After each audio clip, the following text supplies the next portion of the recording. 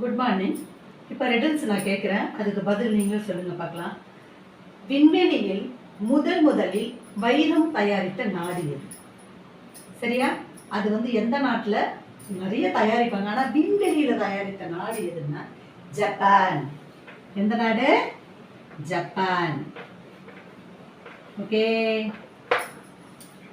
அடுத்தது, குறைவாக வரி செலுத்தக்கூடிய நாடு எது? எல்லா நாட்டிலையும் ஒவ்வொரு இதுவும் இருக்கும், ஆனால் இந்த நாட்டில் மட்டும் வரி குறைவாக செலுத்துவாங்க. அது எந்த நாடுன்னா அதுவும் ஜப்பான் தான். அதுவும் எது? ஜப்பான். ஓகே. அடுத்தது, ஒரு தண்ணி மட்டும் கடல்லையும் கலக்காது, எங்கேயுமே கலக்காது. அது என்ன நீர்? கடல்ல கலக்காத நீர் என்ன நீர்? கண்ணீர். ஓகேவா? கண்ணீர். அந்த கண்ணீர் தான் கடல்ல கலக்காது. குட்டீஸுங்களா, குட் மார்னிங். உங்களுக்காக தான் நான் புதுசாக ரெடியூஸ் எல்லாம் போடுறேன், நீங்கள் பார்ப்பீங்கன்னு நினைக்கிறேன். இப்போ ஏபிசிடி 26 லெட்டர் இருக்குல்ல, அந்த 26 லெட்டரில் ஒரே ஒரு லெட்டர் மட்டும் திரும்ப வரும். எப்படி நம்ம இப்போ பார்த்தாலுமே அந்த லெட்டர் கண்டிப்பாக இருக்கும். அது என்ன லெட்டராக இருக்கும்? யோசிங்க பார்க்கலாம். ஏவா, டியா, ஜட்டா? 26 லெட்டருக்குள்ளதான் இருக்கும். கண்டுபிடிச்சிங்களா? என்னது? Very good. நம்ம சிரிக்கிறோம்ல. ஓகே, இந்த லெட்டர் தான் ஏபிசிடி 26 லெட்டர்ல திரும்ப வரும். Okay, done. Good morning. நமக்கு 1ஆம் கிளாஸ் குட்டிங்க இப்போ புதுசாக வந்திருக்காங்க.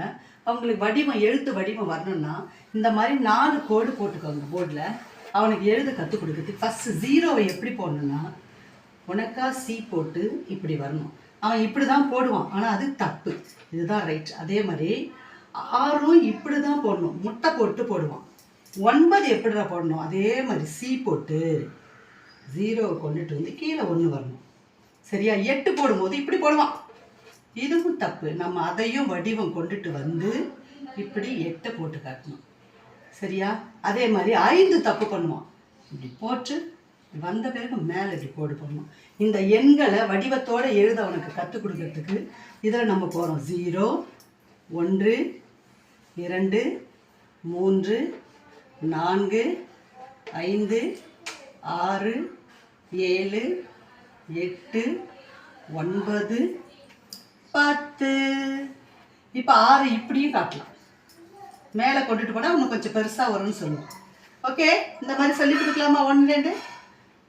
தேங்க்யூ. Good morning. ஈக்குவேஷனை நீங்கள் இப்போ சால்வ் பண்ணணும். எப்படி? 2 ஸ்டிக் மூவ் பண்ணி 2 ஸ்டிக் மூவ் பண்ணணும். ஓகே, ஆன்சர் 12 வரணும். ஆன்சர் 12 வரணும். 2 ஸ்டிக் தான் மூவ் பண்ணணும். ஓகே,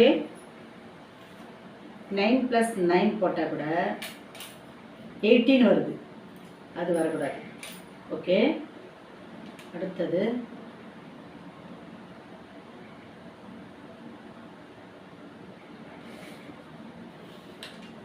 Six plus 6,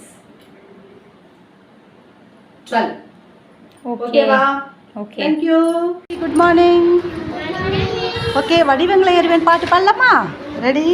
தோசை வேண்டுமே, எனக்கு தோசை வேண்டுமே, விதவிதமா திங்க தோசை வேண்டுமே, வட்டமாக தோசை வேண்டுமே, ஆசையாக திங்க தோசை வேண்டுமே, கட்டமாக தோசை வேண்டுமே, கடிச்சு திங்க தோசை வேண்டுமே, முக்கோணமாயிருக்கும் தோசை வேண்டுமே, மூக்கு பிடிக்க திங்க தோசை வேண்டுமே, தொப்பி போல இருக்கும் தோசை வேண்டுமே, தொப்பை வயிறு நிறைய தோசை வேண்டுமே, போடு தோசை வேண்டுமே, எனக்கு தோசை வேண்டும். போடல வரீங்க, ட்ரை பண்ணுங்க. Very good.